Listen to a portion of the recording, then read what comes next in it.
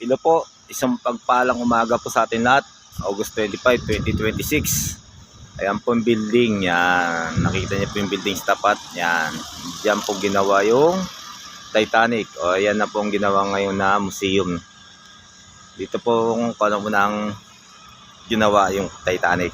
Yan. Yan sa building na yan. Yan ang Titanic Museum na. Yan. Tignan natin kung makakapasok tayo. Time check. 8:30 ng umaga. Ayan naman yung Titanic Hotel. Ayan po, bubukas natin. Titanic Hotel. Ayan po. Ito yung paligid niya.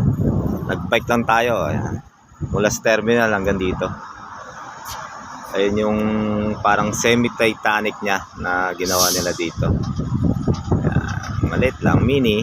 Ayan. So guys, tignan natin makapasok tayo sa Titanic Hotel, Titanic Museum. Ayan po.